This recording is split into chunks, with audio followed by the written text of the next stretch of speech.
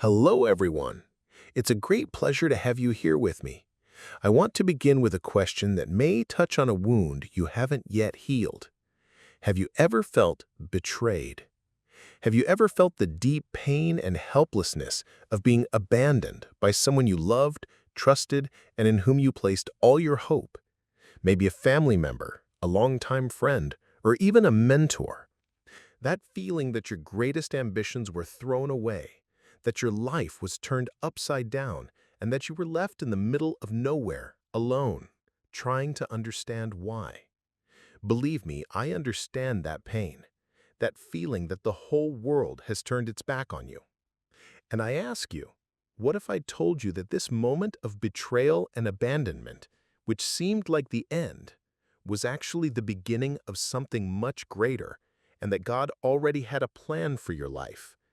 What if your greatest pain, your greatest humiliation, could become the key to your life's purpose? That's exactly what we're going to talk about today. Get ready, because we're about to dive headfirst into Joseph's story.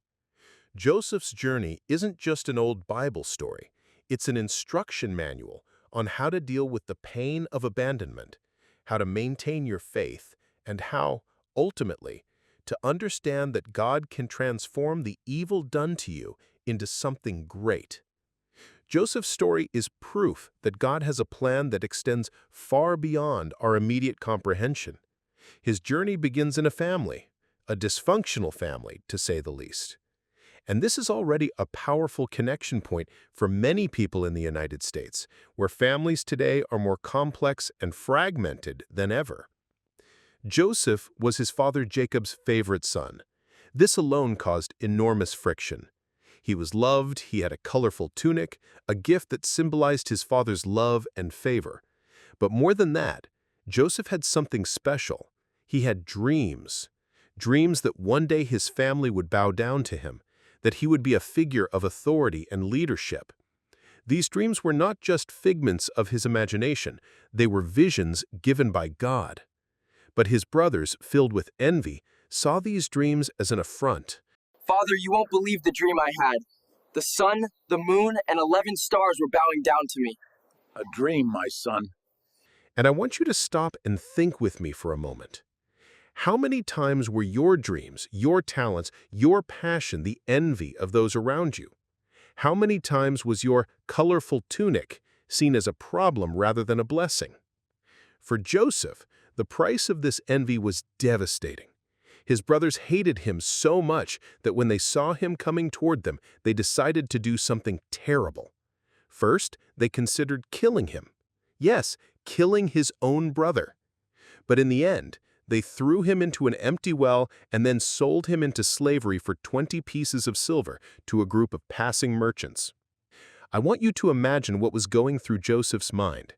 He was just a teenager. He had been betrayed by his own family. Not by a stranger, but by those who should have protected and loved him unconditionally.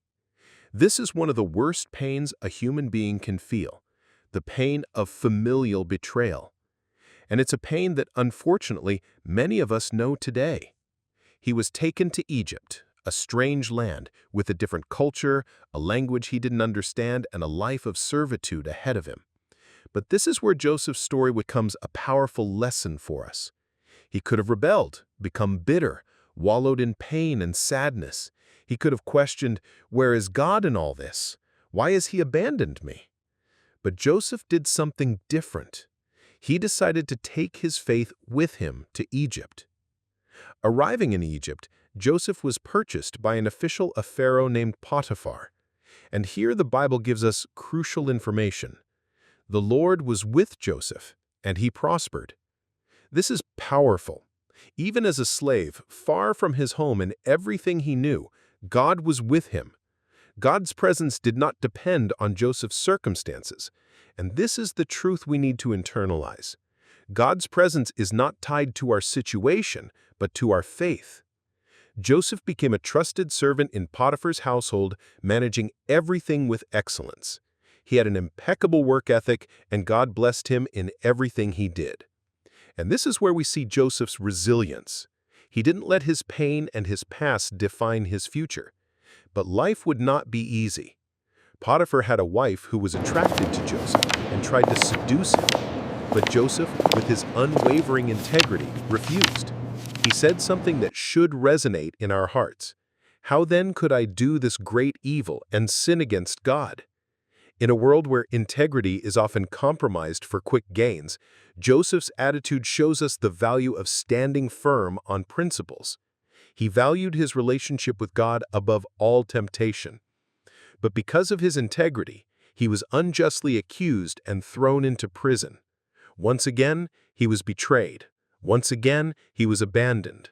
Once again, he was thrown into a pit, but this time a pit of stone and bars. And in prison, what did Joseph do? He continued to serve. He continued to use his gifts, interpreting the dreams of the butler and the baker. He asked the butler to remember him, but the butler, upon his release, forgot about Joseph. For 2 long years, Joseph was forgotten in prison. 2 years. Imagine the feeling of being forgotten, of having a promise in your life, of knowing your worth, but no one sees you. This is a pain many people in the United States understand. The pain of having potential, but no opportunity, of having faith, but no way out, of having talent, but not a stage. And that's where we need to cling to Joseph's story and understand that sometimes waiting is part of God's plan. Joseph's patience is a lesson in faith. He didn't despair, he didn't rebel, he trusted.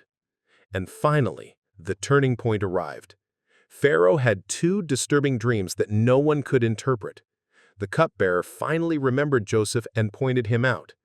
Joseph was taken from prison, washed, had his clothes changed, and suddenly found himself before the most powerful man in the world.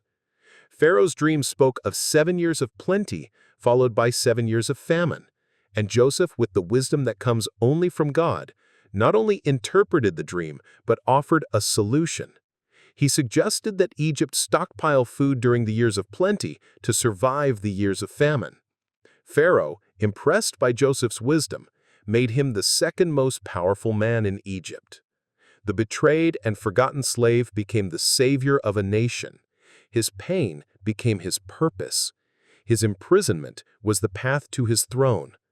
And now, returning to our time, we need to understand this metaphor. What in your life feels like a prison? What pain do you carry? Where do you feel forgotten? Where do you feel your talents are unappreciated? Know that God can use this very situation to lead you to a place of purpose. Your prison can be your path to your royalty, to your purpose. Years later, the same brothers who betrayed him came to Egypt in search of food, as famine had struck their land. They bowed down to him, just as Joseph had dreamed in his youth. Joseph could have taken revenge. He had all the power to take revenge, to make his brothers suffer. But he did something far greater. He forgave them. He wept, and in one of the most moving and powerful moments in the Bible, he told them something that should be our motto for life. You intended to harm me, but God intended it for good, so that today I could save many lives. This is the main message I want to leave you with today. Your story of betrayal and abandonment is not the end. It's not the end point. God has a greater purpose for your life, and He can use your pain to impact the world. Your journey, like Joseph's, can become a source of salvation, hope, and transformation for others. Your story of overcoming adversity can be the inspiration someone needs to not give up. And if Joseph's story resonated with you, if you felt this message in your heart, I invite you to take action. Leave a comment below. Share a time when you felt betrayed or abandoned, and how, through your faith, you're overcoming that pain and finding new purpose.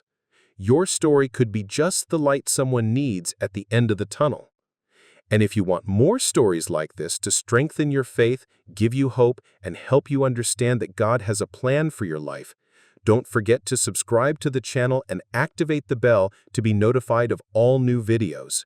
In our next meeting, we will explore the story of David's courage and how to face the giants of anxiety and fear that haunt us every day. Thank you so much for being here with me. May God bless you and help you find purpose in every step of your journey, no matter how difficult it may seem.